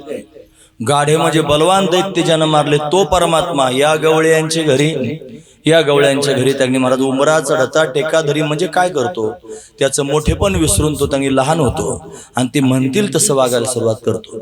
हे का करत असेल, त्याचं कारण फक्त त्यांच्या अंतकरणातलं ते विलक्षण असणारं प्रेम आहे. तो कन्हैया आपल्यावर सुद्धा तेवढं प्रेम करू शकतो. तुम्ही यशोदा होऊन बघा, कन्हैया तुमच्यावर तेवढं प्रेम करेल. तुम्ही नंद होऊन बघा, तुम्ही गोपाळ होऊन बघा, तुम्ही गोपी होऊन बघा, तुम्ही गोमाता होऊन बघा. स्वतःला हे समजा, काय हरकत आहे समजायला. लोक समजत नाहीत का? समजतात ना, फार महत्वाचा विचार आहे. समजतात. आता निवडून आलेले जे आहेत की नाही ते स्वतःला सदस्य समजायला लागले की नाही? आजपर्यंत समजत होते का? नव्हते. आता काय करायला लागले? काय फरक पडला त्यांच्यात? फरक काय पडला? मध्ये काहीतरी प्रक्रिया झाली आणि ते स्वतःला समजायला लागले. म्हणजे काय समजायला लागले? सदस्य समजायला लागले. महत्वाचा मुद्दा आहे, समजायला लागले. आपण काही समजतो स्वतःला. लग्न झाल्यानंतर माणूस त्यांनी महाराज स्वतःला नवरा समजतो की नाही? समज आहे त्याची, समजतो ना महाराज. तुम्ही लग्न झाल्यानंतर त्यांनी महाराज तुमच्या पतीच्या स्वतःला पत्नी समजता की नाही? समज आहे तुमची, तुम्ही समजायला लागले. हे समजून जर आपण संसार करतो तर परमात्मा करता काय समजू शकत नाही? परमात्मा करता काय समजू शकतो ना महाराज. मी समजू शकतो ना, मी नंद आहे आणि कन्हैया माझा मुलगा आहे. बस मी समजू शकतो. मी डोळे बंद करून त्यांनी बसलोय. आता डोळ्याचे पडदे बंद केल्यानंतर जगतरूपी चित्र दिसायचं बंद झालं. आता आतमध्ये माझा मीच आहे फक्त, आणि मला काय समजायचं ते मी समजू शकतो. मी स्वतःला त्यांनी महाराज छोटस वासरू समजेन आणि भगवंताच्या समोर त्यांनी विनंती करेन, देवा तुम ढूंढो मुझे गोपाल मैं बोली गैया तेरी. देवा मी तुझी हरवलेली गाय आहे रे, मला शोधण्याकरता ये ना. जसा वनवन भटकून अशा पद्धतीने त्या गायींना शोधायला फिरत होताच ना, तसा मी सुद्धा तुझी चुकलेली गाय आहे, मला पण शोधण्याकरता ये ना देवा. काय हरकत आहे स्वतःला गो म्हणायला? काय हरकत आहे स्वतःला गोपाळ म्हणायला? देवा मीच मधुमंगल आहे तुझा. तुझं फार प्रेम आहे मधुमंगलावर, त्याच्याशिवाय तुला करमत नाही ना. बघ ना, मी डोळे बंद करून त्यांनी बसलोय, मीच तुझा मधुमंगल आहे. ये ना देवा एकदा भेटण्याकरिता. काय हरकत आहे मला स्वतःला गोपाळ समजायला? काय हरकत आहे स्वतःला गोपी समजायला? काय हरकत आहे मला? आपण संसारात जर समजू शकतो तर परमार्थात का समजू शकत नाही? मी सोपं सांगतोय महाराज तुम्हाला, फार महत्वाचं सांगतोय. एखाद्याला जर माझं हे पचलं ना महाराज, त्याच्या जीवनाचं एवढ्यानंच कल्याण होईल. फक्त एवढ्यानंच कल्याण होईल. त्याला बाकी काही करायची गरजच पडणार नाही. त्याचं एवढ्यानंच कल्याण होईल. एक साधू होते वृंदावनात, गोवर्धनाची प्रदक्षिणा परिक्रमा करायची आणि त्यांचे मोठे गुरु महाराज होते. त्यांना अनेक शिष्य होते, त्याच्यातलेच हे एक होते. आणि रस्त्यानं त्यांनी फार भोळे भाबडे होते. रस्त्यानं त्यांनी महाराज चालत होते आणि चालता चालता एका बाजूला त्यांनी लघवी करण्याकरता उभे राहिले आणि उभ्यानेच लघवी करायला लागले. उभा राहून लघवी करू नये, उभ्यानेच लघवी करायला. आता दृष्टांत त्या प्रसंगच तसा आहे म्हणून मला हे सांगायचंय, दुसरं माझं काही भाव नाही, लक्षात घ्या. बाकीच्या सगळ्या शिष्यांनी पाहिलं म्हणे, बघा स्वतःला फार पारमार्थिक म्हणतात, देव धर्म करणारे म्हणतात, अशी उभ्याने लघवी करतात. गेले साधूला सांगायला. गुरुजींना सांगितलं म्हणे, बघा तुम्ही त्याला फार मान देता आणि फार भोळं भाबडं सज्जन समजता आणि याला शास्त्र तरी मान्य आहे का? बघा हा काय करतो ते. बोलून घेतलं. म्हणे का रे, मी काय ऐकतोय, तू खरंच असं केलं का? म्हणे हो. निर्लज्जासारखं म्हणतो. परत म्हणला हो. उभ्यान लघवी केली तरी पण म्हणतो हो. का बरं केली सांग? तुम्हाला यानं ऐकलं तर खरं ना, यानं ऐकलं तर खरं ना. हे म्हणलं ते गुरुजी पाहायलाच लागले महाराज आश्चर्याने. म्हणे काय ऐकलं? कोणी ऐकलं? म्हणे या कन्हैयाने. म्हणे काय केलं त्याने? तो मला म्हणला तू घोडा हो, मला तुझ्या पाठीवर बसायचंय आणि मग त्यांनी मला घेऊन तू चालायला लाग.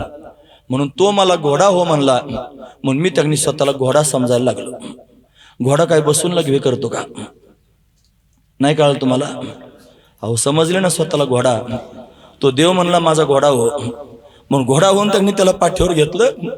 तो माझ्या खांद्यावर बसलेला आहे आणि म्हणून त्यांनी त्याला घेऊन अशा पद्धतीने चालतो आहे. म्हणून त्यांनी बसून लघवी करायचं काही काम पडलं नाही, म्हणून उभ्याने लघवी केली. काय समजले स्वतःला? देव म्हणतो घोडा हो, घोडा झाले महाराज. देवाचा घोडा फार महत्वाचा विचार आहे. वाना देवाची आई तुम्ही, सोपा आहे ना फार. डोळे बंद करा, घरात 5 मिनिटं बसा, स्वतःला यशोदा म्हणा. नाही जर का नैया मैया मैया म्हणत आला तर तिथून पुढे तुम्ही त्यांनी नंद होऊन बघा ना. नाही जर का नैया त्यांनी बाबा बाबा म्हणत तुमच्या खांद्यावर आणि महाराज खेळायला लागला तर तिथून पुढे मला सांगा. फार महत्वाचं चिंतन मी तुमच्या समोर सांगतोय महाराज. हा महत्वाचाच विचार आहे, सगळे मनात घेत नाहीत महाराज. म्हणून या गवळे यांच्या घरी कोणाच्या, ज्याचं आता मी वर्णन करून सांगतोय, ज्या भावनेचं, ही भावना ज्यांच्या मनात आहे ते गवळी त्यांच्या घरी हा लीला करतो महाराज. हा महत्वाचा विचार आहे. नाहीतर काय गरज आहे त्याला हे सगळं करण्याची? अरे तो काय सामान्य आहे का? तो अनंत कोटी ब्रह्मांडाचा नायक आहे. त्याच्यामध्ये अनंत असणारे गुण आहेत. ऐका, यश, श्री, औदार्य, ज्ञान, वैराग्य, ऐश्वर्य हे सगळं ज्याच्या ठिकाणी गच्च भरलेलं आहे, सर्व गुणांनी युक्त असणारा हा परमात्मा, हे सगळ्या कळा त्याच्या अंगात आहे. तो त्यांनी अशा पद्धतीनं गवळ्यांच्या घरी वागतोय महाराज. तुका म्हणे कळा, तुका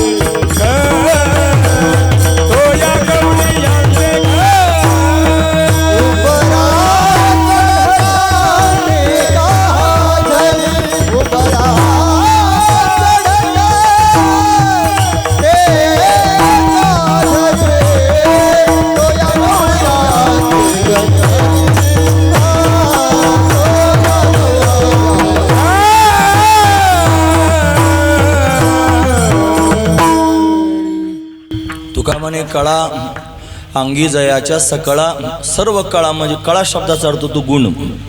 ज्याच्या अंगात सगळे गुण आहेत तो परमात्मा या गवळ्यांच्या घरी उंबरा चढता टेका धरी. हे जे ध्रुवपद असतं ना, ते सगळेचे सगळे चरण त्या ध्रुवपदाभोवती फिरत असतात.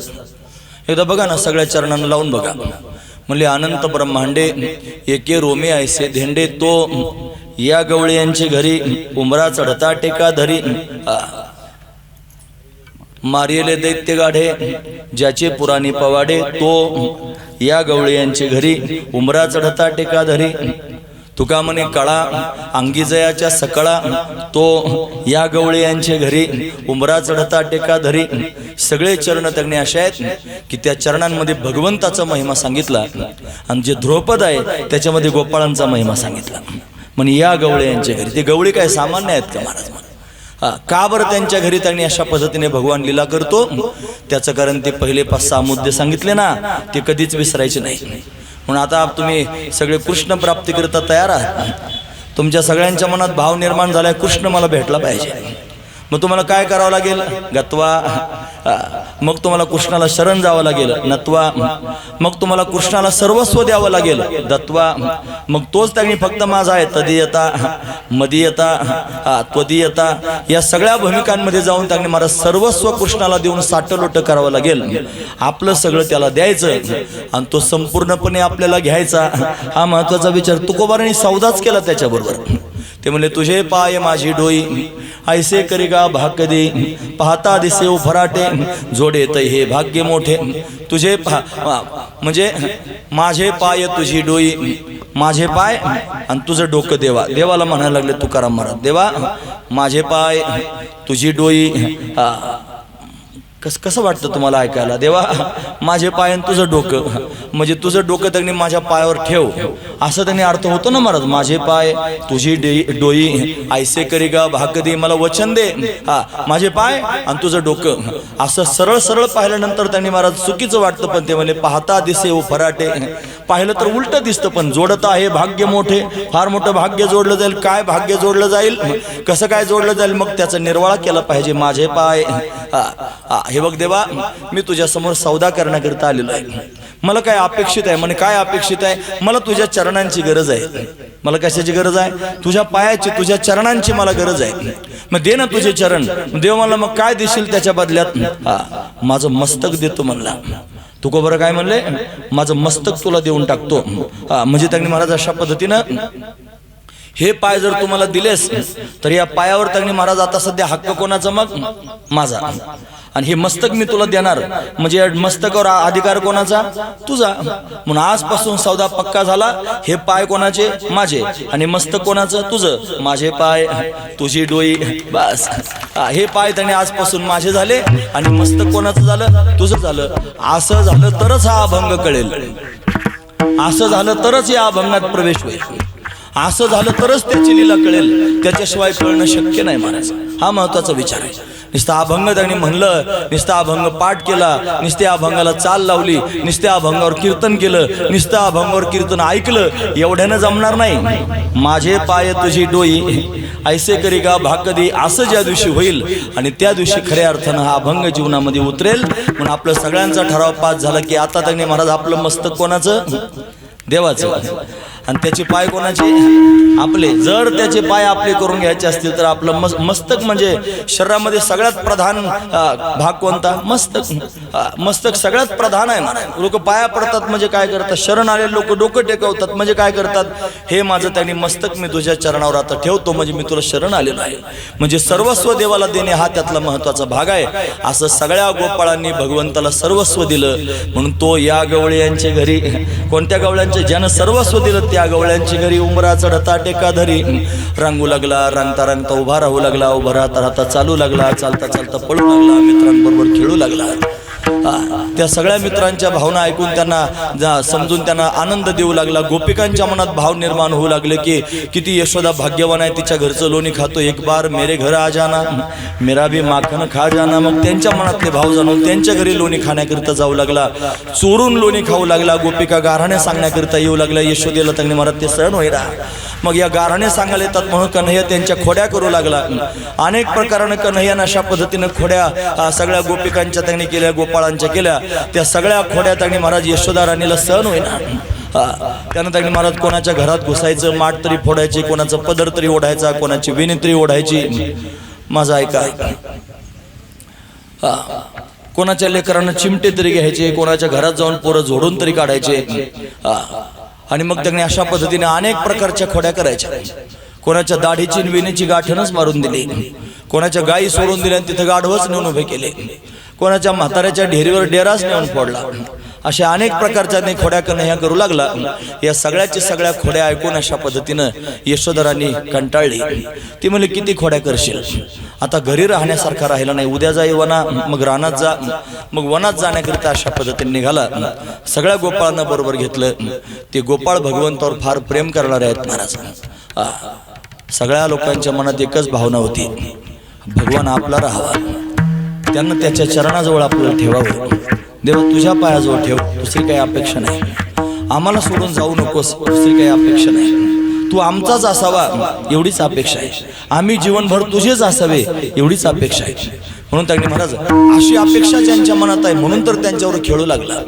अनेक प्रकारचे खेळ खेळला. खेळून खेळून सर्वजण दमले. पोटामध्ये भुकेचा डोम झाला.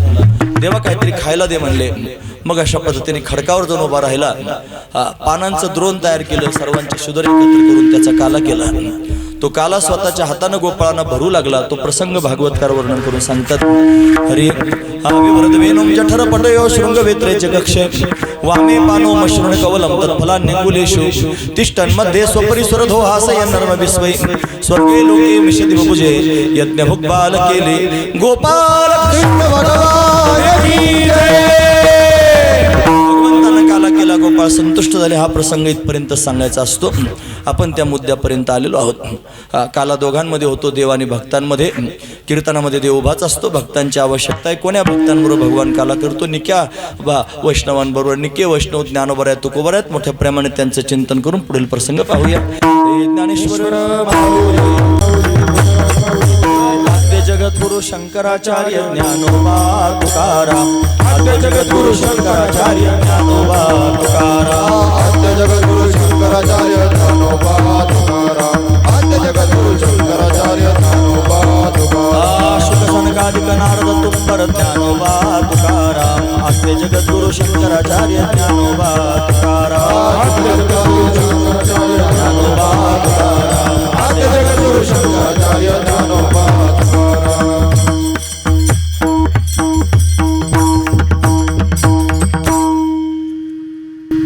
शंकराचार्यांचं भजन घेण्याचं कारण सगळ्यांना माहिती आहे. संत पंढरीची वारी आता आलेली आहे. वैशाख शुद्ध पंचमी शंकराचार्यांची जयंती आहे. एप्रिल महिन्यातल्या 19, 20 आणि 21 असे 3 दिवस त्यांनी तो सोहळा होणार आहे. तुम्ही तुमच्या डायरीत लिहून घ्या. म्हणून त्यांनी 21 तारखेला शंकराचार्यांची जयंती आहे. मग त्या दिवशी तुमच्याकडची यात्रा असते. जरी यात्रा असली इथली या परिसरातली तरी सुद्धा थोडासा वेळ काढून संत पंढरीला जी सकाळी दिंडी प्रदक्षिणा होते त्या दिंडी प्रदक्षिणेला 8 वाजता सगळ्यांनी हजर व्हा. 10 वाजेपर्यंत दिंडी प्रदक्षिणा होईल. तुम्ही थांबू नका. लगेच 10 वाजता तुम्ही निघालात की 11, 11:30 वाजेपर्यंत परत तुम्ही तुमच्या जागेवर येऊ शकता. पण दिंडी प्रदक्षिणेला का होईना पण बोरीकर, साळवाडीकर सगळे त्यांनी पंचकृषीतली मंडळी आपण सर्वांनी त्यांनी हजर राहावं अशी माझी सर्वांच्या समोर त्यांनी सूचना आहे. असो